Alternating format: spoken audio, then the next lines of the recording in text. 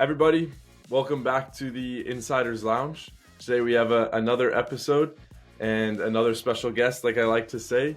Jacek, if you want to introduce yourself to everyone, and then we'll get things started.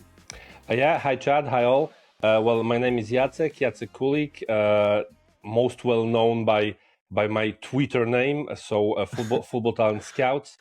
I consider myself as a scout and analyst and a freak of football, so I really love football. I'm fully passionate about football, so hi. Brilliant. And we were talking a little bit about before we started recording here about your childhood and your early footballing memories. So let's first start with, what was the first footballing memories that you had of falling in love with football? And then we'll get more into your childhood and your career. Okay, so my first memories was, I'm Polish, so the first game I have watched in my life was Legia Warszawa, playing in the UEFA Champions League. Back then, Polish football was crap, but our teams were doing much better than they do now. So I remember Legia Warszawa playing against the likes of Blackburn Rovers, so the champions of England. Can you imagine that Blackburn, they were a champions of England? So Blackburn, Spartak Moscow, and Rosenborg, I think this was the group. Wow. And then my first game that I really watched from the first to last minute, and I knew what was going on the pitch, was Widzew Łódź against Atletico Madrid. That's why currently, I'm an Atletico Madrid fan since 1997. So that was those were my first football memories, and since then I watch football. I'm an addict, honestly. I'm an addict. I love watching football. I watch 5 to 10 hours football a day. So yeah. And then growing up, did you play football? You mentioned you retired at 15, but let's hear the story of you growing up playing football. Yeah, so I was always the biggest one. So in my class or in the club, I was always the biggest one, the strongest one. My physicality was quite good. So I was playing center back. Many people compared my game to Jaap Stam. Okay. I don't know if you remember this Dutch defender. He was very aggressive, and so was I. So I was the first one in my neighborhood who was pulling the shirts, was making like very hard tackles. So I was a wall. I played for a few clubs here there in Poland, but yeah, at the age of 15, I moved to Belgium, and here, I started doing some other things like parties, cigarettes, and stuff. And I stopped playing football. I wanted to restart at the age of 17 or 18, but it was too late. I lost like 2 years, and but yeah, I was a quite talented center back. Then I went to coaching. Then I went to coaching, and then to scouting. But I think we will get there in the next questions. Yeah, in a little bit. But yeah, you mentioned your change from Poland to Belgium. Do you want to talk about growing up in Poland and then the move to Belgium and how that all kind of unfolded? Okay, so yeah, my childhood was quite a nightmare. My father was drinking, so I suffered a lot, and my mother decided to leave my father and run away, let's say, to Belgium. So she went to Belgium, and I joined her. Then I started to live with my grandmother. And 2 years later, at the age of 15, my mother took me to Belgium.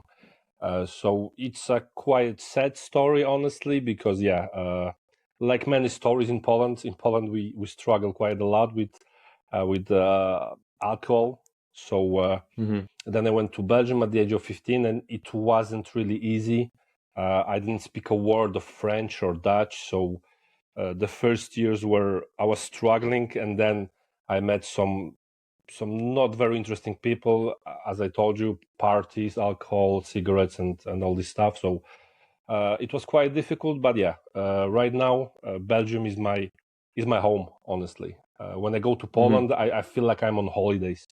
I still love Poland. I'm still 100% Polish, but yeah, Belgium and especially Brussels is my country and my city. So I'm really grateful for Belgium for Belgium that yeah I received everything here. So I'm very grateful. And you mentioned learning new languages. So you know, obviously Polish. Now you know, I'm sure Flemish or French and Dutch and English as well. Is there any other languages you know? And how do those languages help you in your career as a scout? Because the game of football is so global. So I think the more languages you know, the better. But yeah, let's speak a little bit on the languages you know and how it benefits you now. So yeah, my first language is obviously Polish. Mhm. Then I would say French, and then English. I speak some Dutch, maybe not fluently, but yeah, I know some basic Dutch. I know some basic Spanish, and yeah, knowing French helped me quite a lot. I was speaking to people from, for example, L'Equipe, from the biggest sport newspaper in France. Right now, I work for Nordensa, so we also work with many African players from Cameroon or Senegal. So they don't really speak English. So I'm the one, well, not the only one, but Yeah. the one who speaks French the best in the company. So it helps me quite a lot to speak with agents, with players. And yeah, I really like learning new languages. Right now, I'm learning Spanish. uh, I'm still not the best, but yeah, I really like this language.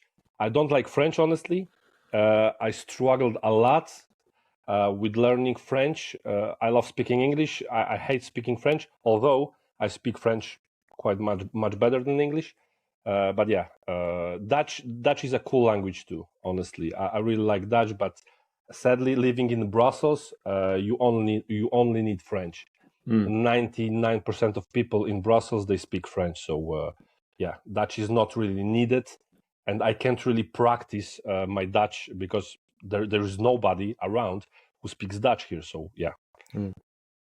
No, we just missed each other in Brussels, and one of the things I thought I was kind of shocked about was I thought it would be more kind of mixed of the French and the Dutch, but it was purely it felt like we were in France. I wouldn't have known the difference. Yeah, as I said, 99% of people in the center of Brussels they speak French. When I went to school here at the age of 15, it was in French.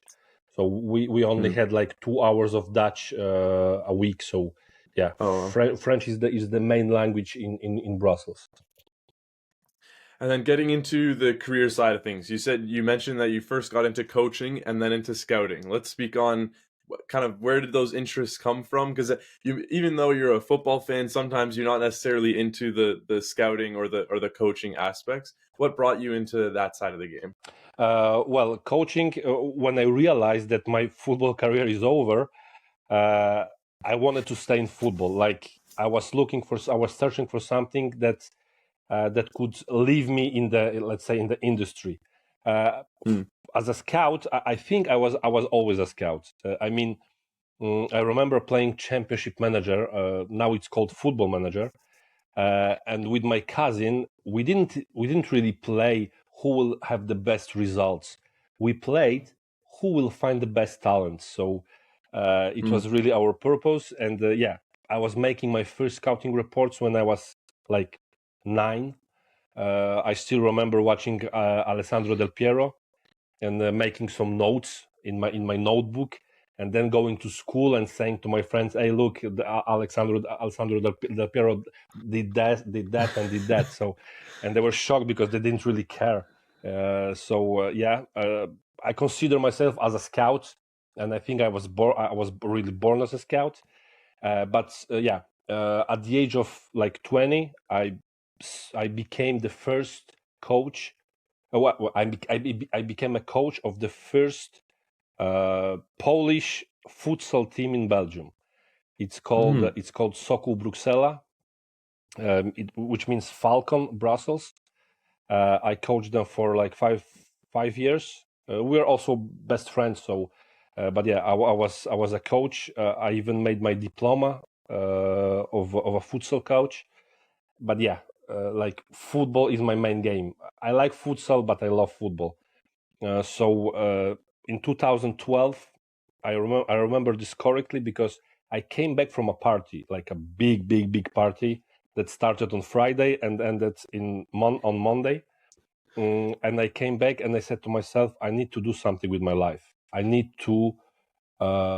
I need to put my passion on paper or on keyboard. And that was the day that I decided to start Football Talent Scouts. And yeah, it was probably one of the most important days in my life, honestly. And before we fully get into the football talent scout side of things, you mentioned your diploma there and maybe an educational background. Did you end up going to school or university or anything, or did you just work and do other things? Honestly, I just finished high school. Hmm.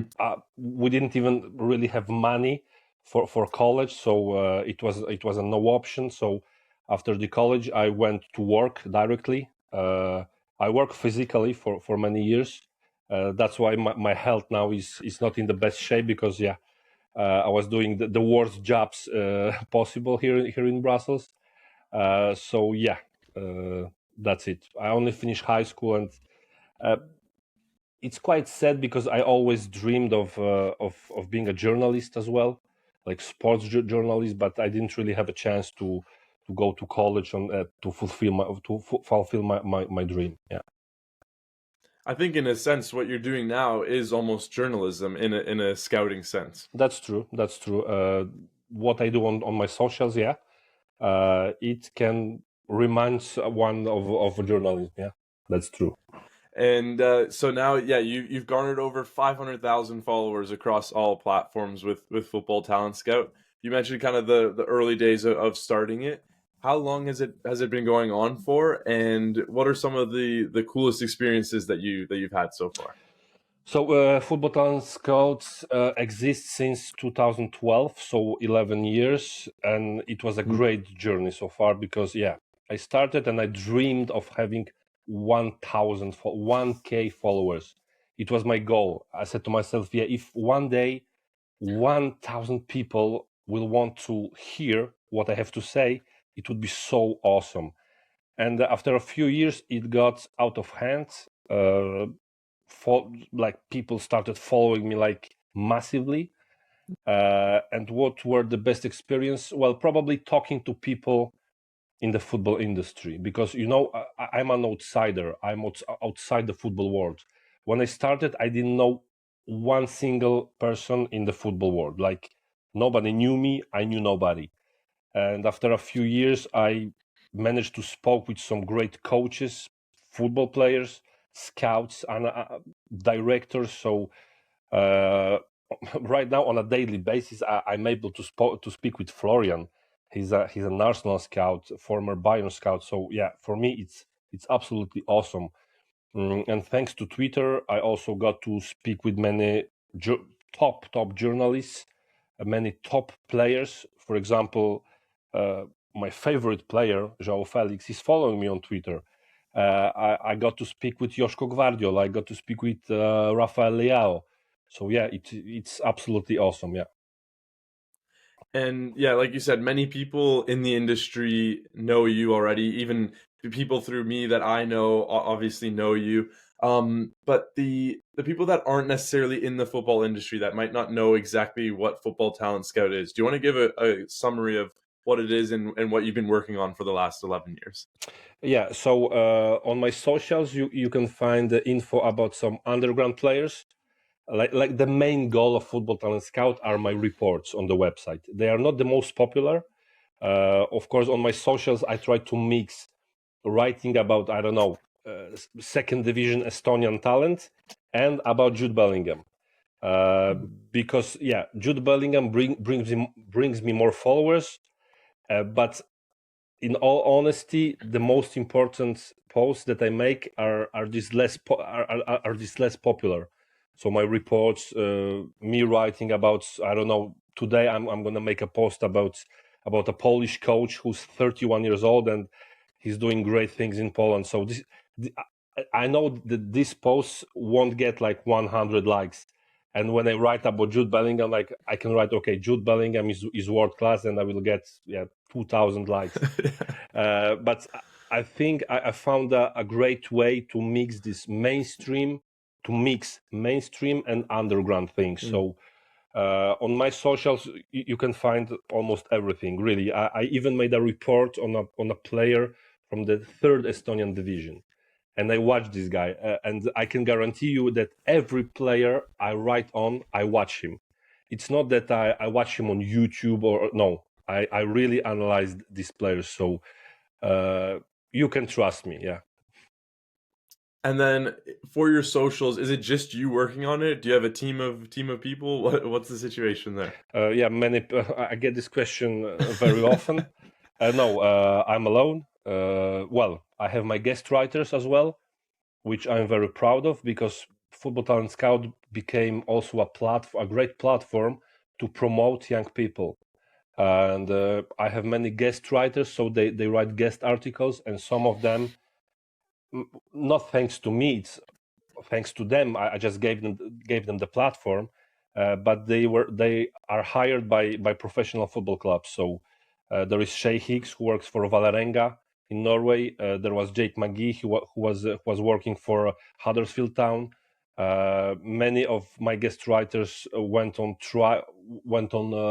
internship with Dinamo Tbilisi. So I'm really proud of these guys because there are so many talented and passionate people on social media.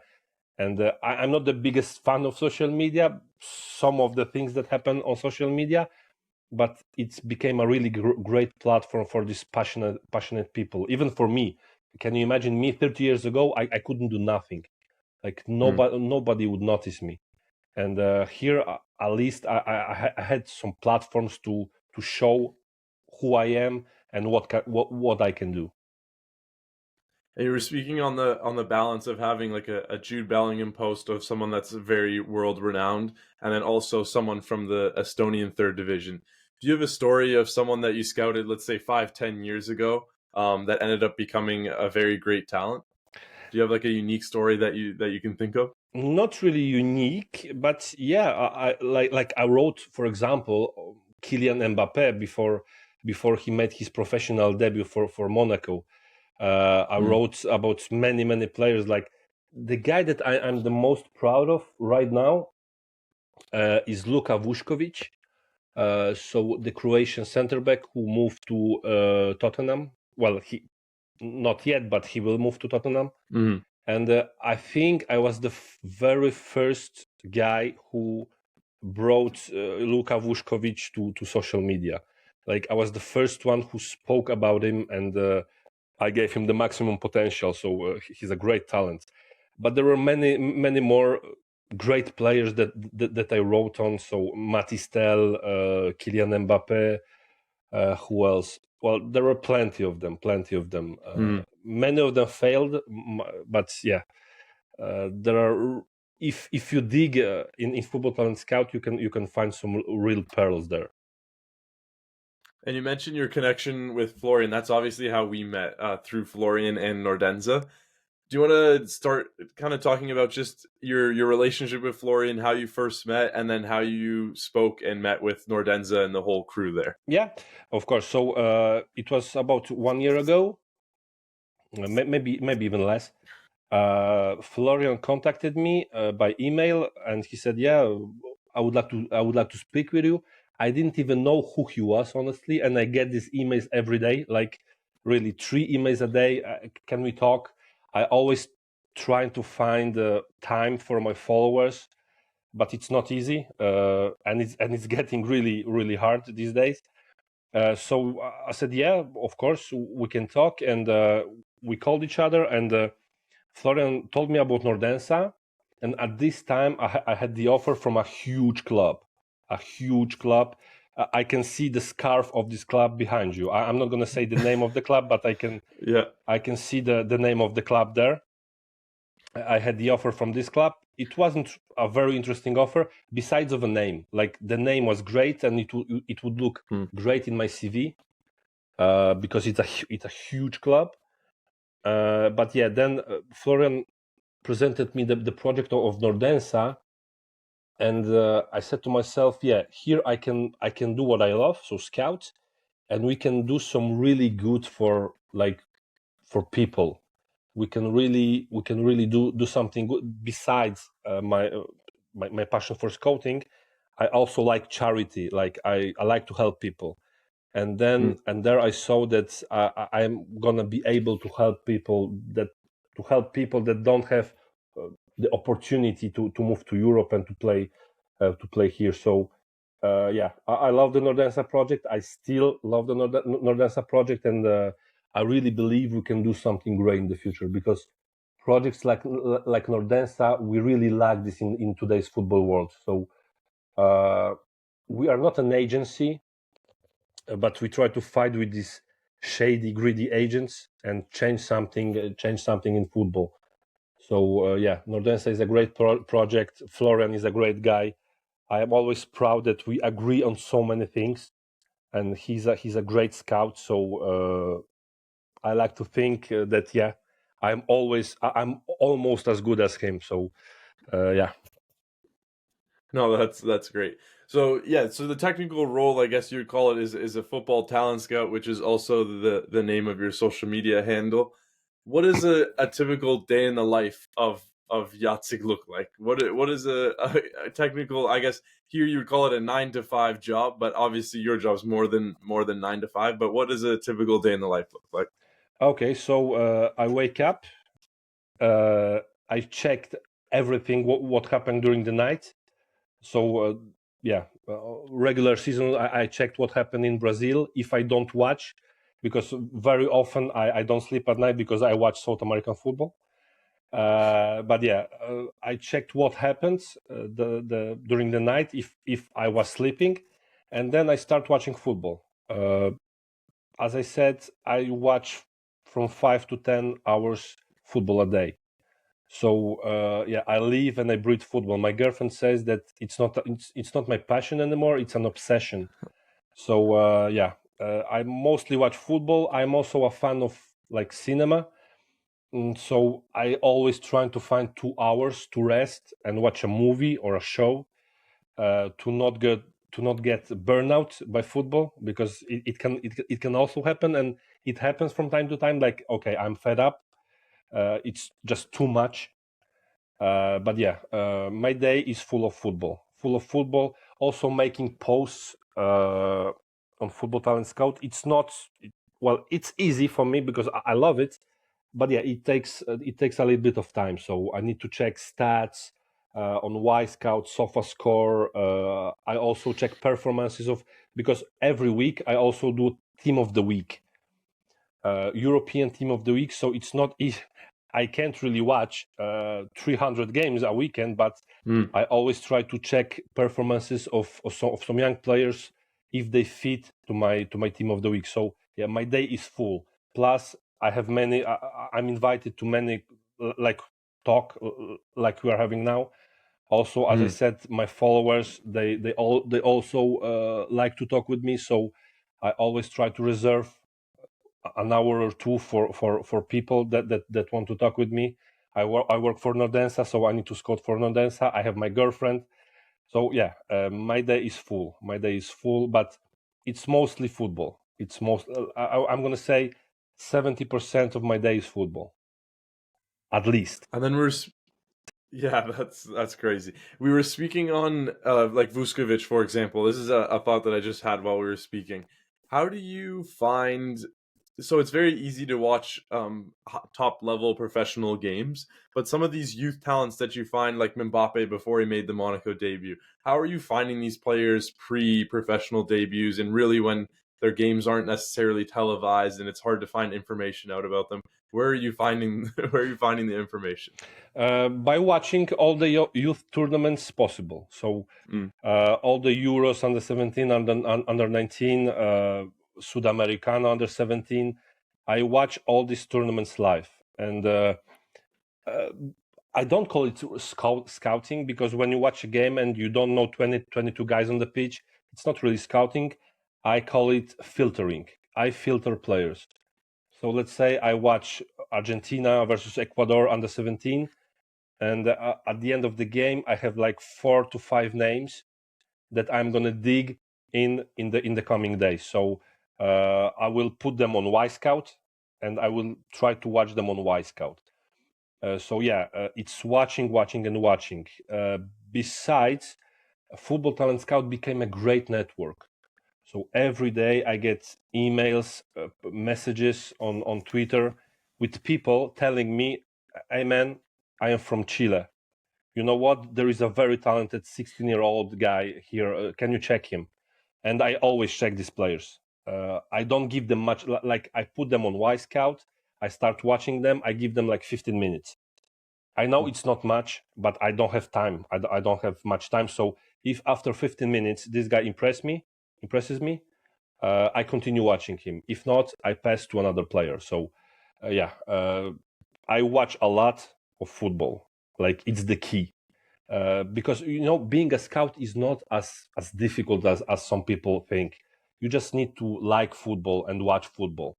But yeah, my work rate I think is second to none. Like really, I watch a lot, and I know that many people wouldn't be able to do what I do. So watching 5 to 10 hours football a day would be deadly for them. Even if they're passionate about football, after 1 year they would just quit. So I think my work rate is the most important thing, that I can really watch a lot of football without passing out. So yeah. No, I don't think I could do 5 to 10 hours a day. I love football, like you said, but that is a crazy amount. The U17 World Cup just wrapped up in Indonesia. I wanted to just quickly hear your thoughts on the World Cup, the tournament, and maybe some standout players that you thought were quite good. So first of all, it was the most important tournament in my life. I was waiting for it. I was counting days to this tournament, mostly because of the Polish team. Because in my opinion, it's the best Polish under-17 team I have ever seen. Really, the best coach, some great talents on the pitch. Sadly, it didn't work out. We had a scandal with the Polish guys there. Four of them were sent home because of they were drinking alcohol. So the whole team collapsed, sadly. But it's a really great team. As for the tournament, it was a great tournament. Some really great games. Game between Germany and Argentina was probably one of the best games at the youth level I have seen. Some standout talents. I made a team of the tournament on my socials, but I'm gonna say Paris Brunner, Noah Darvish, Agustin Roberto, Diablito Echeverri, and of course my two favorite players at this tournament. So the great Malian team, really, they were absolutely awesome. Mali, in my opinion, they deserve to win the whole competition, but in football, not always the best wins. So Sekou Kone and Hamidou Makalu, what a midfield duo! Like wow, some real monsters in midfield, some really great players. I can't wait to see them in Europe. Once I saw Mali get out of their group and Uzbekistan as well, and I thought these were kind of the two teams where Mali, I think, even still has a little bit of a background in with competitiveness in these big tournaments. Uzbekistan, I've really never seen in a worldwide tournament like this, and it was really cool to see a team of players that I can't tell you one player on the team, but it was just powerful to watch and see. It was really cool. You know what? I'm a big fan of the Uzbek football since the 2013. They played at the World Cup under 17 as well. I think they made it out of the group stages. I still remember two players, Abosbek Makstaliev and Igor Sergeyev, striker and midfielder. And out of this team, there are some really, really big talents like Mirzaev, like Shoidiboyev, like Saidov. Like I made a report 2 days ago on Karimov, the midfielder, very, very elegant left-footed midfielder. So the football in Uzbekistan is going forward. Well, in Asia in general, football is going in a very good way. Like look at Japan. Like you weren't born in 2000, but in 2000 or 2001, we had like 5 or 6 Japanese players at a serious European level. Like I remember Hidetoshi Nakata. Hidetoshi Nakata was a curiosity. Like people, wow, Japanese player, who's that? And now we have Japanese players everywhere. Like in every league, we have some really good Japanese players. So the, same for South Korea. But I really think that football in Asia made a significant progress in the past, let's say, 15, 20 years. And I'm becoming a big fan. I make more and more reports on Asian players, also on my social on my website. So I'm crossing my fingers for them. And Uzbekistan, yeah, they also stole my heart. But yeah, Mali was the number one for me. Hmm. So we'll get into some of the, I like to call them the quick fire questions, just some of the questions, or sorry, not quick fire, the insider's lounge questions, the questions that I ask each guest to kind of get a real idea of how they think and where things are going in their career. Mm-hmm. So the first one, the football industry has a ton of ups and downs. Like you were saying, for example, the Mali team, they're doing so well, and just a few things go wrong, and then the whole tournament collapses. What are some of the big challenges that you've had in your career that you've been able to overcome and that have helped you now grow in a new way?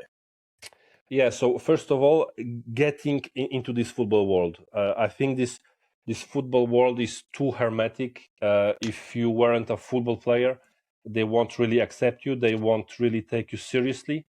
So the hardest thing was to convince all these directors, scouts, players, journalists that I'm a serious guy, that I really know about football, that I feel really strong in what I do. So I think it was the biggest challenge, and I think I made it.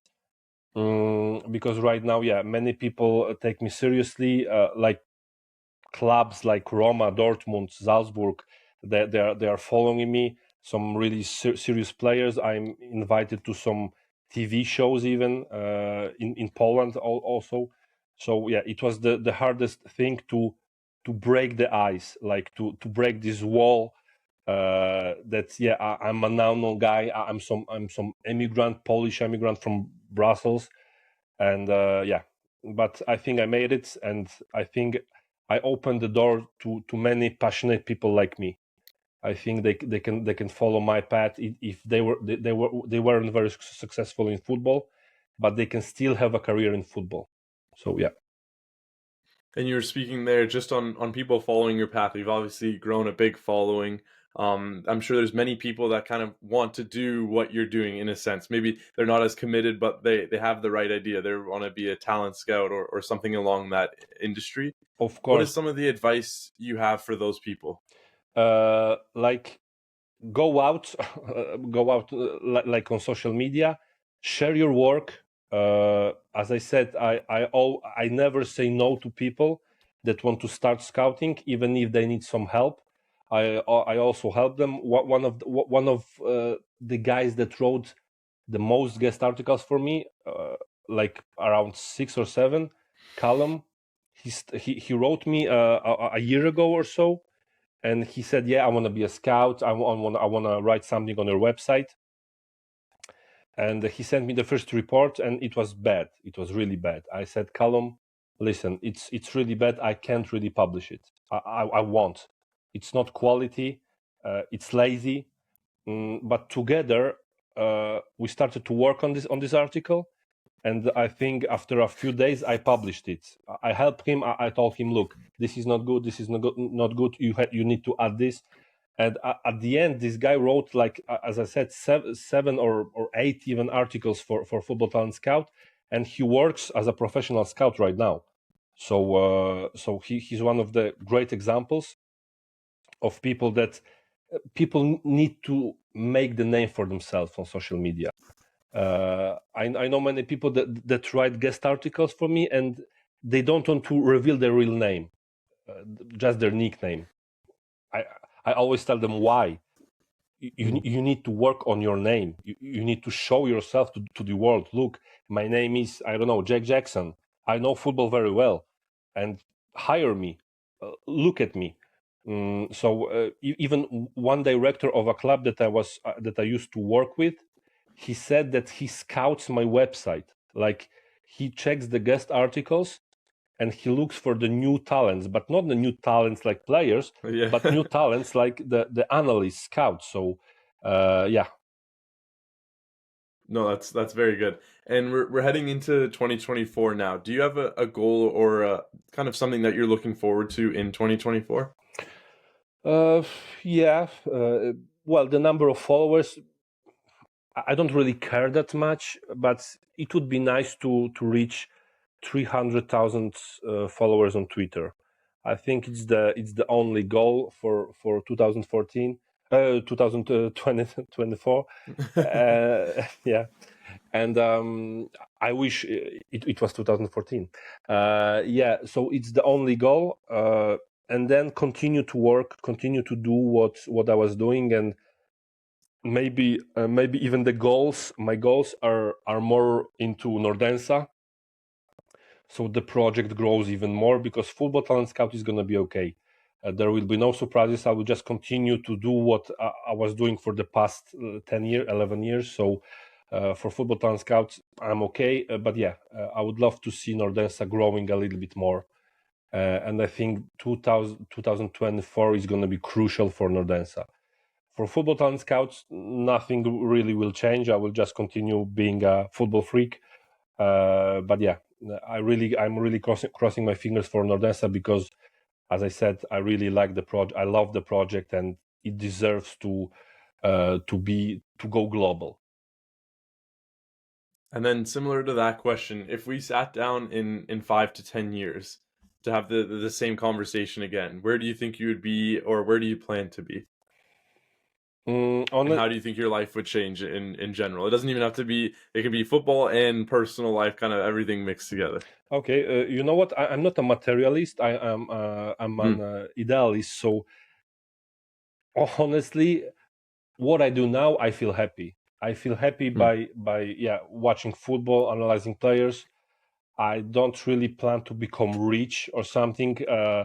So honestly, if in 10 years my situation is going to be similar to the current one, I'm going to be happy. I don't really need much. I just want to continue what I do right now. I just hope that I will stay in good health.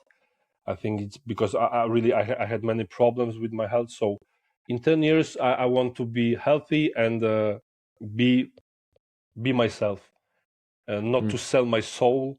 Like so far, I didn't sell my soul, so I'm really happy with it.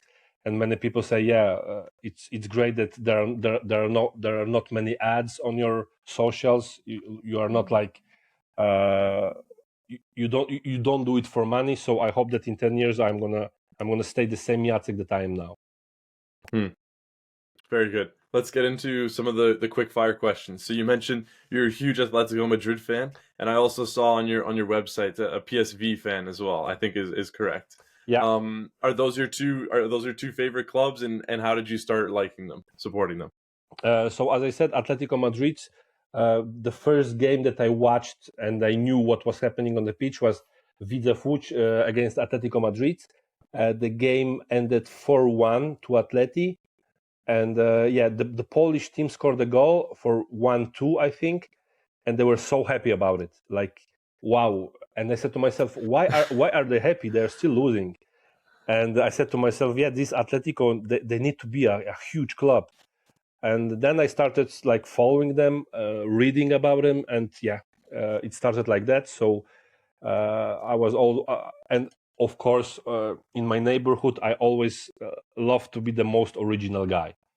When we Hmm. played football, the guys were saying, okay, I'm Figo, or I am Roberto Carlos, and I was saying, yeah, I am Kiko, or I am Snyder.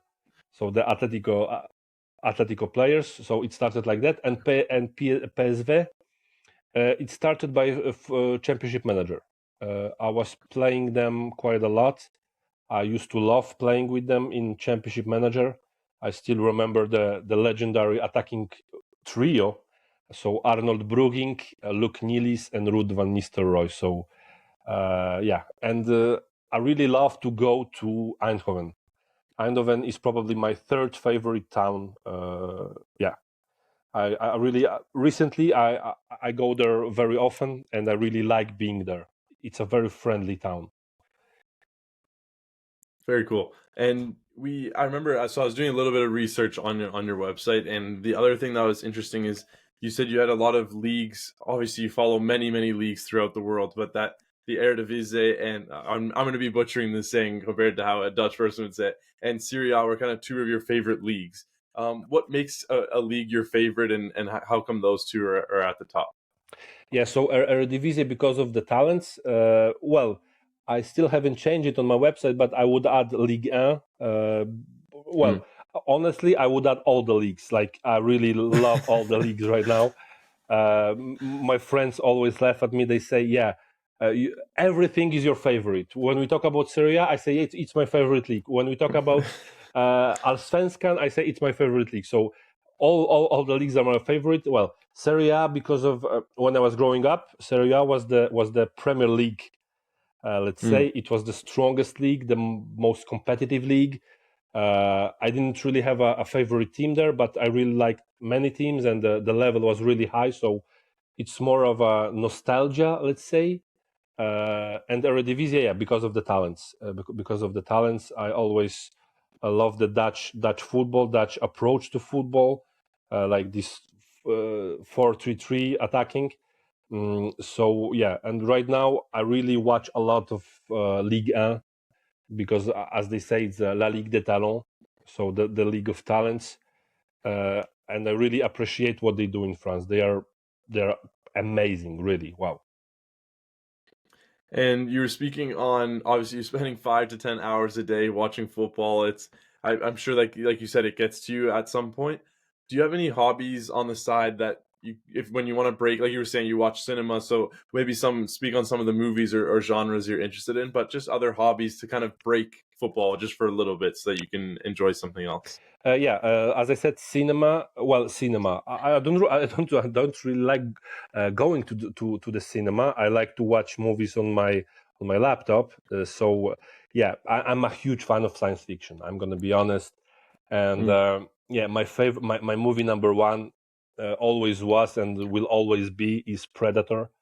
I know it's not the most ambitious movie ever, but I freaking love Predator. Really, I remember watching this movie when I was like 10, and it made such a huge impression on me that I still love Predator these days.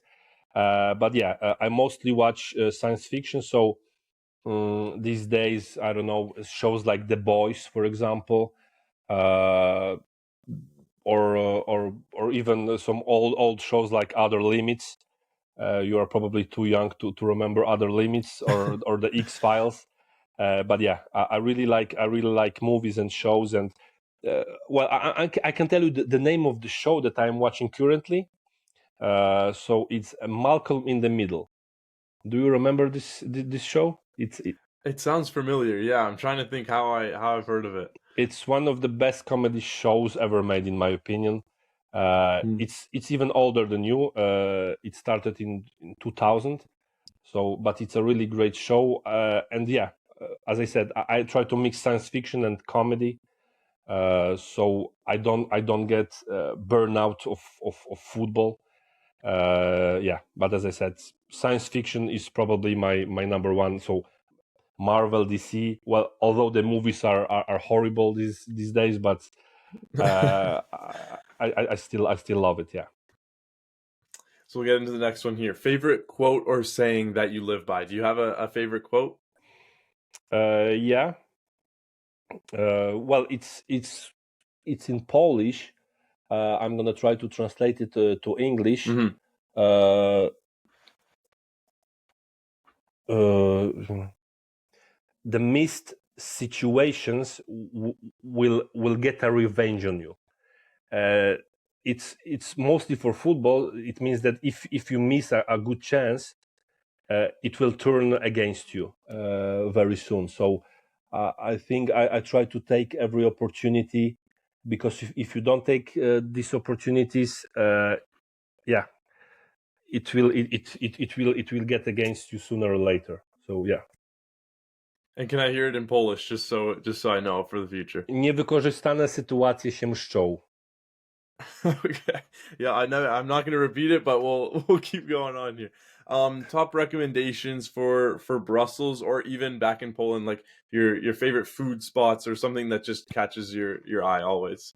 First of all, in Brussels, I recommend Grand Place. So in the very middle of Brussels, plus the Atomium. So this silver balls. Hmm. Uh, well, Brussels is not the most attractive city for tourists, honestly. When someone visits me, I always show him this Atomium, Grand Place, and then yeah, but there are not many things to see, but you can really have a great time in Brussels, especially with some good beers here. I could recommend many many of them. For example, Duvel. So if you're ever gonna be in Brussels, you need to taste Duvel. Duvel is my favorite Belgian beer. And about Poland, I love Polish food. I'm gonna be honest. I love Polish. For me, there is no better food than Polish one. I really love Polish food, and my favorite dish is called pierogi. So if you go to Poland, just try to eat as much as possible because we have some really great things. Here in Belgium, you can eat, I don't know, steak, fries, but yeah, in Poland we have so many great dishes. I was in Poland a few weeks ago, and yeah, I was just going to the restaurant every day, and I was so happy. You can see that I'm not the slimmest guy on the planet, so when you are in Poland, there are some great places as well. But yeah, the food is the most important in my opinion. Yeah. In Brussels, I went to it was almost like a food market. There was many different, it was inside, almost like a mall. And it was almost like a food, almost like what you'd have in a mall, like where all the different restaurants, but it was all different foods from around the world. It was called Wolf Market or something like that. I'll send you the name after, but it was very, very good. It was Okay. almost downtown Brussels. It was one of my favorite spots throughout my whole trip that we went to because you could go and try all these different foods from around the world all in one spot. Send me the address. Mhm. Maybe I'm gonna go even today. I got really hungry, but by even talking about Polish food, I get hungry. Yeah.